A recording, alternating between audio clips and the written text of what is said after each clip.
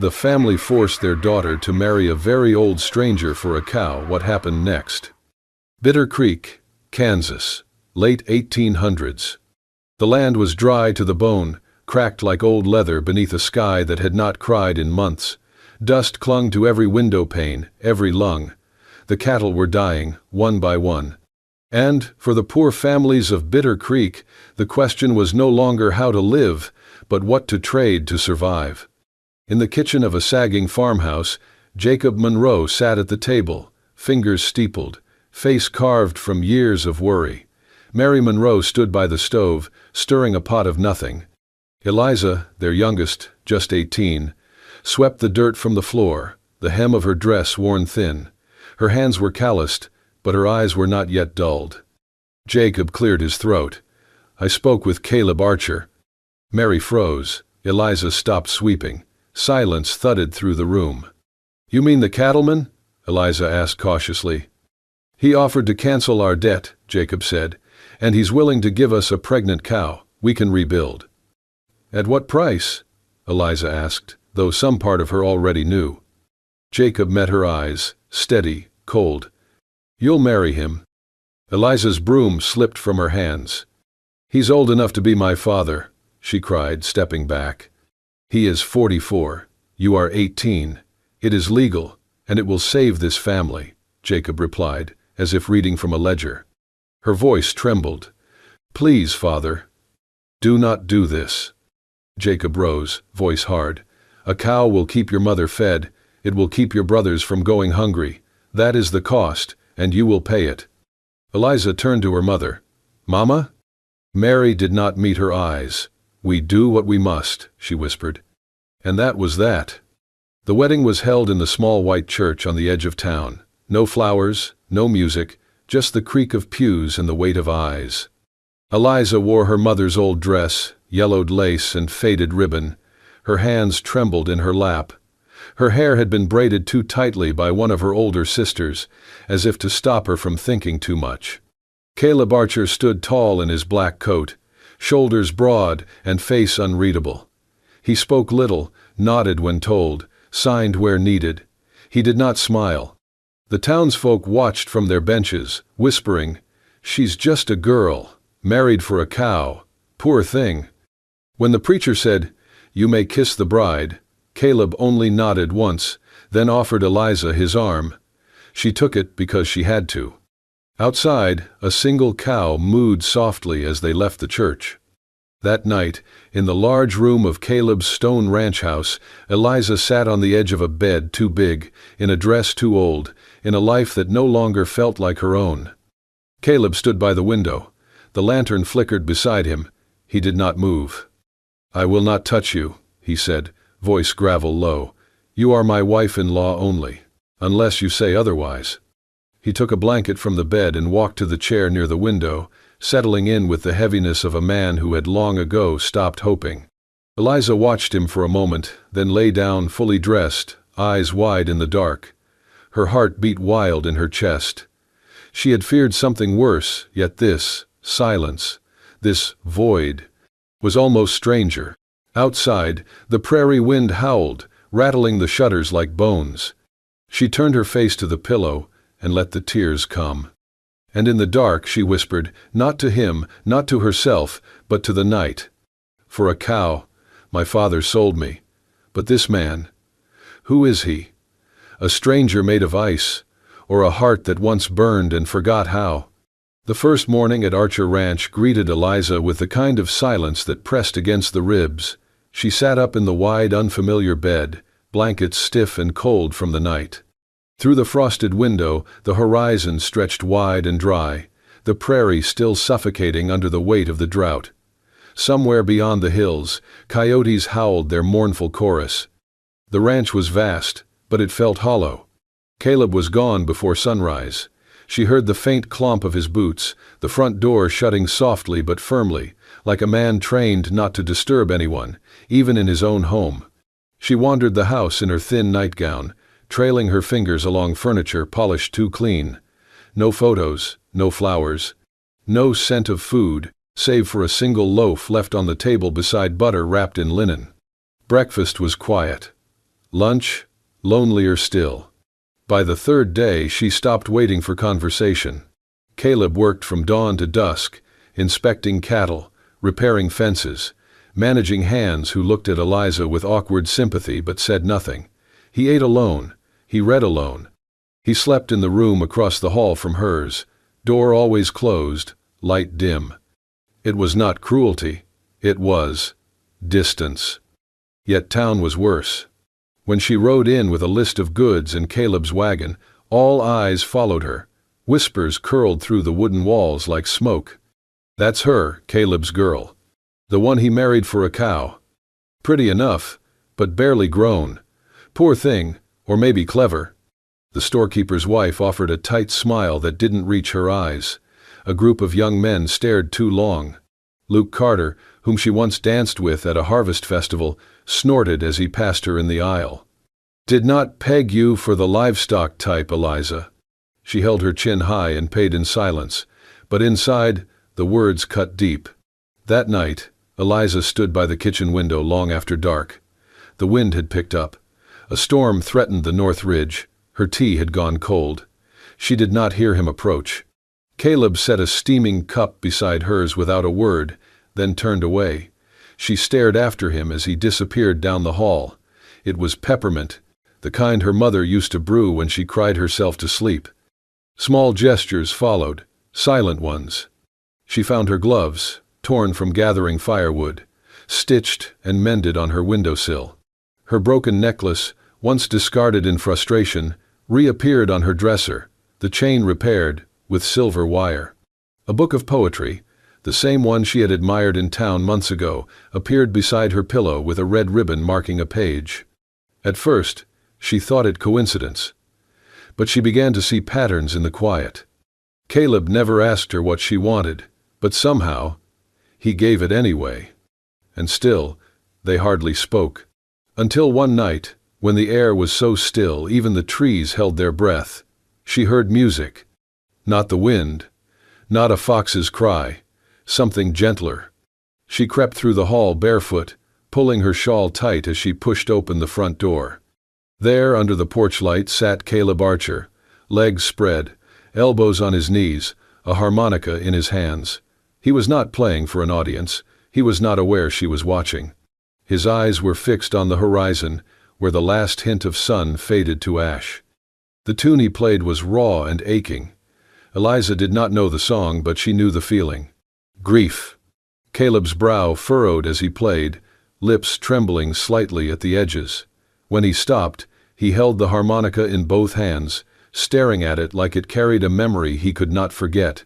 Then, quietly, he whispered, "Mary would have liked that one." Eliza froze. She backed into the shadows before he saw her. But her heart beat loud in her chest. For the first time, she saw him, not as the man who bought her freedom with cattle and coin, not as the quiet stranger who lived beside her, but as a man once broken. And suddenly, she did not feel so alone. Eliza had grown used to silence, but not to curiosity. And one cold morning, as she was putting away linens in the bedroom Caleb rarely used, she noticed a drawer slightly ajar in the old wooden armoire. Something about its crooked angle called to her. Inside lay a neatly folded handkerchief, old but carefully kept. Embroidered into one corner, barely faded, was a single letter, M. Beneath it was a broken chain, tangled and dulled with age. A locket, its clasp cracked, but inside it held the tiny sketch of a woman and a child, drawn in soft pencil strokes. The woman looked to be in her 20s, her hair pinned in a way Eliza had only seen in daguerreotypes. The little girl was perhaps 6, smiling wide with a missing tooth. Eliza's breath caught. She closed the drawer slowly, the locket pressed in her hand like it might burn through her skin. That evening, after supper, she found Caleb by the hearth, his usual place. The fire cast long shadows up the walls. He was sharpening a blade slowly, rhythmically. She stood in the doorway, the handkerchief in her hands. "I found this," she said softly, "in the armoire." Caleb paused. His gaze met hers, and in that one glance, something inside her shifted. The sternness was there, yes, but behind it was a weight that sagged the edges of his eyes. A sorrow that had nothing to do with her. He did not speak, he simply looked back at the fire. Eliza did not press. Later that night she asked Alma, the older woman who helped cook and clean at the ranch, a sharp-tongued widow who had known Bitter Creek longer than most. Alma's expression darkened. She set down her spoon. "You're his wife now. You have a right to know. But it's a wound that never closed, girl." She told the story slowly. Caleb Archer had once been different, warmer, livelier. Married to a schoolteacher named Margaret, they had a little girl named Clara. One winter, a gang of outlaws passed through Bitter Creek. They robbed a store, then headed toward the hills. Caleb was away buying supplies. When he returned, the house had been ransacked. Margaret and Clara were gone. He tracked the men across frozen land for 4 days. When he found them, he killed them all. "But it didn't bring them back," Alma said, voice low. "And the man who returned wasn't the same." Eliza listened in silence, her hands cold around her tea. That night, she could not sleep. She thought of the harmonica, the glove, the way Caleb never looked anyone in the eye for too long. A week passed, then 2. One evening, Caleb left the house after dinner without a word. Eliza, moved by something she could not name, followed from a distance, keeping to the tree line. The air was still, the moon, pale and high. He walked to a small fenced plot beneath the cottonwoods, just outside the edge of the ranch. A simple graveyard, 2 headstones side by side. He knelt before them, removing his hat. Eliza stayed hidden behind a tree, the bark rough against her cheek. "I am sorry," Caleb said softly. "I should have been there. I should have protected you." He ran a hand through his hair, fingers trembling. "I am not the man I was. I do not know if I ever will be again." His voice cracked. Eliza felt a sharp pain rise in her chest. Her eyes stung. She had feared him, pitied herself. But now she saw not a monster, not a captor, but a man living in a house of ghosts, fighting to keep them from swallowing him whole. She turned away before he could see her tears. And that night, lying in bed while the wind whispered against the shutters, Eliza thought not of cows or contracts, but of a man playing sad songs alone and a girl trying to learn the rhythm of his silence. The days passed with quiet grace. Bitter Creek remained dry. The wind still carried dust across the fields, but something inside the Archer ranch was shifting, softly, slowly, like thawing earth after winter. It began with the tea. One morning, Eliza noticed Caleb working by the southern fence, his back to the house, sleeves rolled high, sweat on his brow. The sun was cruel that day, pressing down on the land like a curse. Without thinking, she poured hot tea into a chipped porcelain cup, added honey, and walked out barefoot across the porch. He did not hear her approach. When she held the cup out to him, he paused. For a moment she thought he might refuse. But he took it. Their fingers brushed. He nodded, just once, and drank in silence. No words. But something unspoken passed between them, carried on the steam. Later that week, she noticed the silver chain on her nightstand. It was her necklace, broken weeks ago. The clasp snapped when she had tripped carrying a basket of firewood. She had left it in a drawer, thinking it lost to time. Now it lay neatly coiled, the clasp repaired, polished to a gentle shine. He had not said a word. She did not ask. But that night she wore it again. One afternoon, she knelt in the dry garden behind the house, dirt beneath her nails, hands busy planting marigolds and lavender in the empty beds. Alma had warned her. He does not let anyone touch that soil. It was hers, Margaret's. But Eliza could not stop herself. When Caleb walked past, he paused. Their eyes met. He said nothing, just looked at the flowers, then at her, and nodded before walking on. The next morning, she found a small bag of seeds, wild roses, left beside her gloves. The ranch was still quiet, still ruled by routines and long silences, but Eliza no longer felt invisible within it. She cooked, not just because she must, but because Caleb would leave his plate clean and murmur, "Thank you." She stitched curtains for the study window and found them hung without comment. She began humming while she worked, and sometimes, just sometimes, she thought she caught Caleb listening. She no longer saw herself as the girl traded for a cow. She saw herself as a woman slowly being seen. Then came the day of the accident. She had been learning to ride alone, stubbornly refusing to ask Caleb for help. The horse spooked at a snake near the creek bed. Eliza's foot slipped from the stirrup, and the world turned. She hit the ground hard. The next thing she remembered was Caleb's voice, sharp, panicked, as he dismounted and rushed to her side. "Eliza, no, stay still, damn it, do not move." She tried to speak, but pain shot through her side. He lifted her, arms steady but shaking, and carried her all the way to the house. Alma hovered in the doorway, eyes wide. "I will fetch bandages." "No," Caleb barked. "I will do it." He set Eliza gently on the couch, brushing dirt from her face with calloused fingers. "Why were you riding alone?" His voice cracked with anger. "You could have—" He stopped, breathed. Then, softer. "I thought I had no fear left in me. Thought I buried it with them." Eliza blinked through tears. "But I was wrong," he whispered.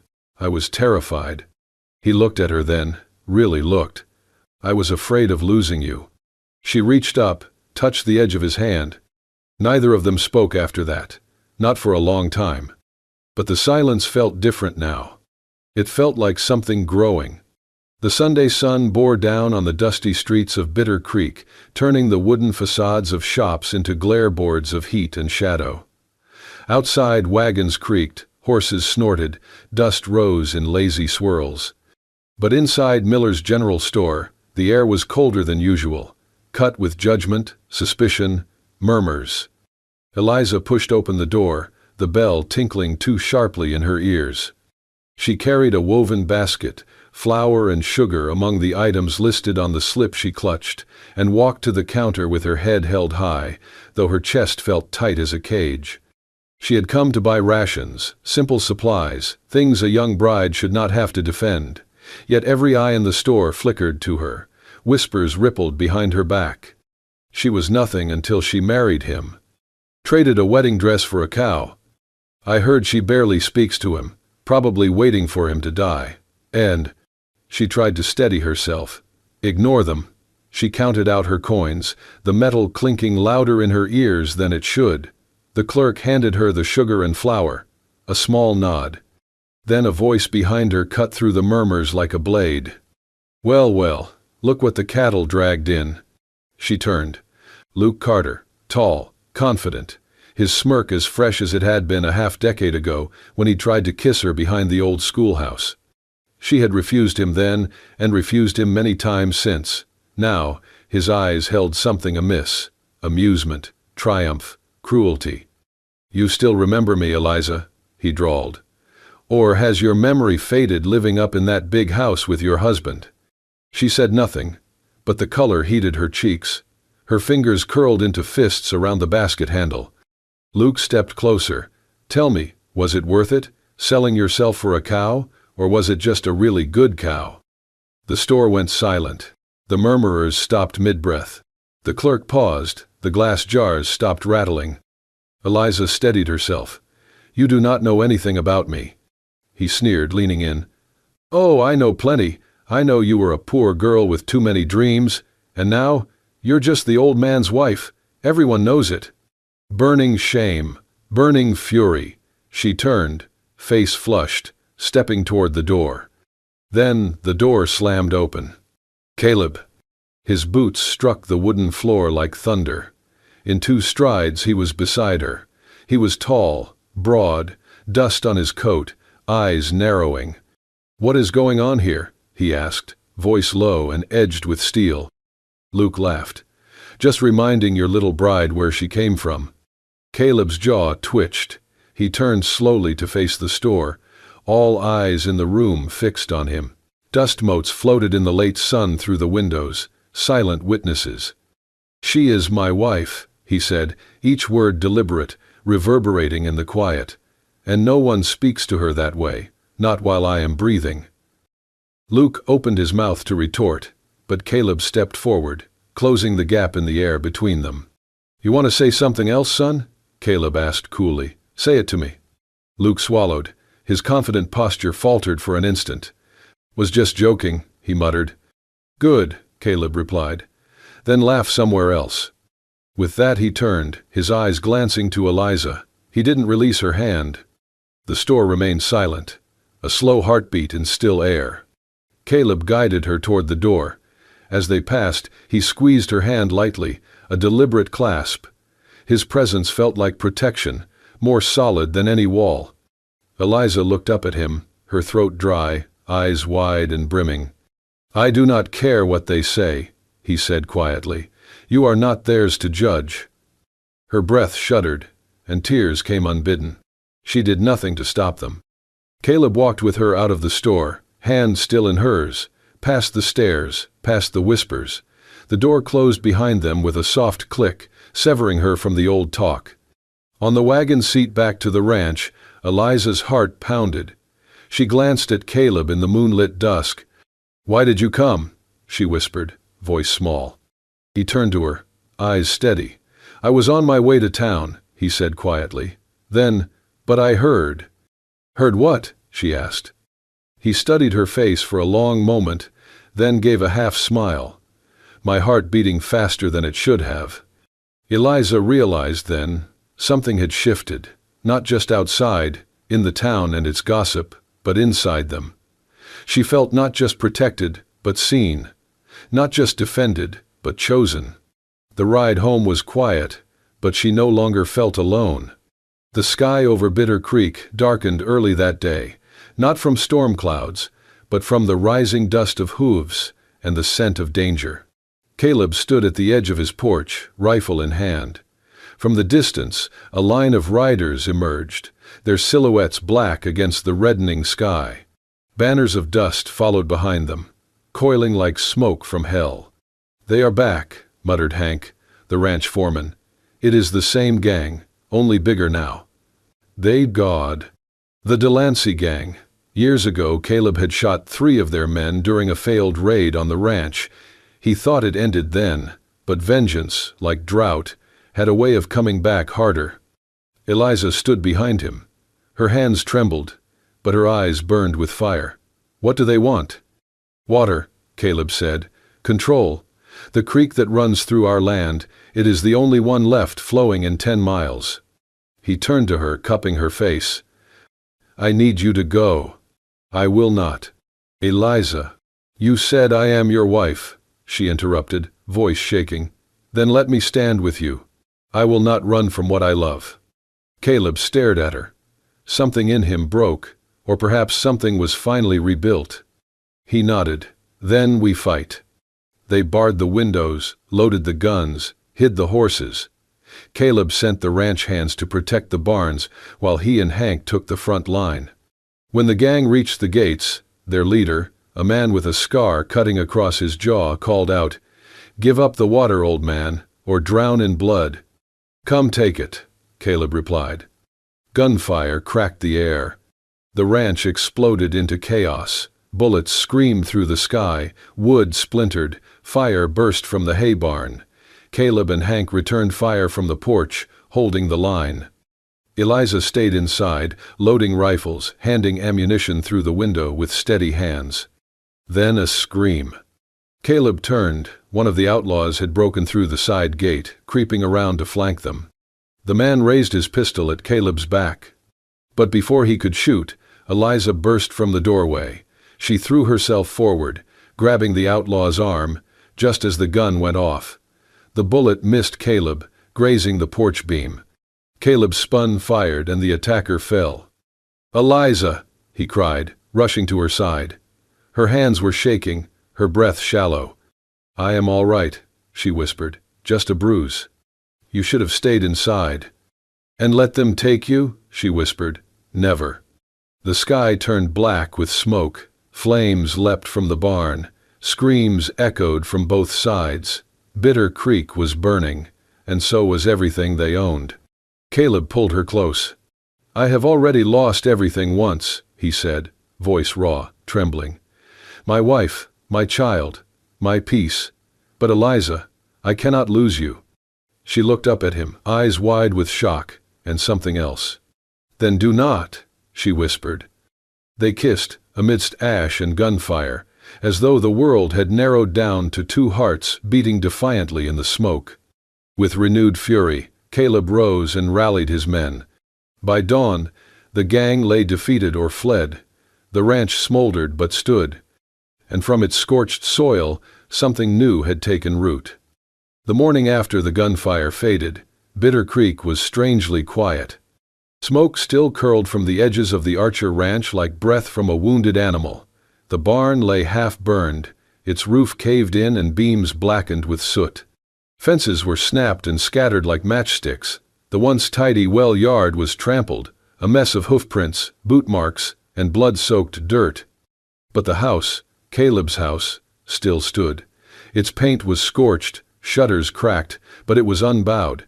It stood the way he had, scarred but proud. And inside it, so did Eliza. The Delancey gang was no more. Some of them were dead, left cold beneath the rising Sunday. The wounded groaned under the care of the sheriff's men and were carted away toward justice. What the gang left behind wasn't just destruction. It was fear, yes, but also a strange new reverence. By noon, Bitter Creek began to change. Townsfolk arrived on foot and wagon, quiet and uncertain. Men who had once scoffed at Caleb Archer, the widowed recluse, the old bull, now tipped their hats in respectful silence. Some offered help with repairs, others just stood by the fence line, not sure what to say.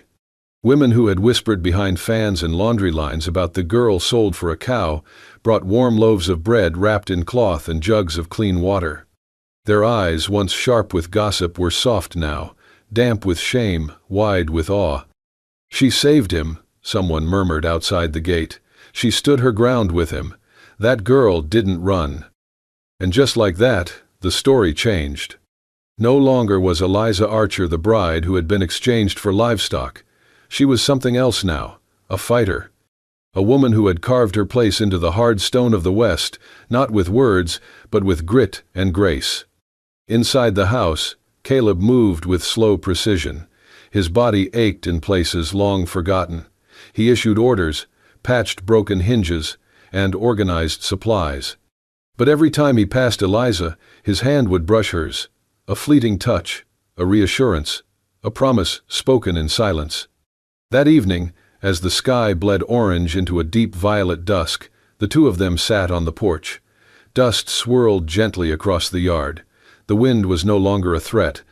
Behind them, chickens clucked and picked through the ash, as if nothing had ever happened. Caleb leaned back, his arm resting behind Eliza's shoulders, not possessive, just present. His fingers brushed the fabric of her dress, torn and singed from battle, but she did not shrink from him. Eliza stared across the blackened pasture, where green shoots already dared to return. Her hands were scraped, her dress was stained, but her spine was straight, her chin lifted. "Do you think it's over?" she asked, her voice like a breeze across brittle grass. "For now," Caleb replied. After a long pause, he added quietly, "You should know. I have never trusted anyone the way I trust you." She turned to look at him, startled. He smiled, not a smirk or a polite grin, but a true, worn smile that softened every sharp edge of his weathered face. "I mean it," he said. "You didn't run, and because of that, neither did I." Eliza reached for his hand. Their fingers met and wove together, calloused and warm. They did not speak again. The porch creaked gently beneath them. A breeze lifted the scent of honeysuckle and smoke. Above them, the stars blinked to life over the still beating heart of the Archer Ranch. And there, beneath the bruised sky, two souls sat steady, weathered, scarred, and unshaken. Together. Spring came late to Bitter Creek that year, but when it arrived, it came like a quiet miracle. The cracked earth, once too hard for seeds, softened beneath the gentle rains. Wildflowers sprang up in surprising places, between fence posts, along wagon ruts, even through the soot-blackened corners of the barn.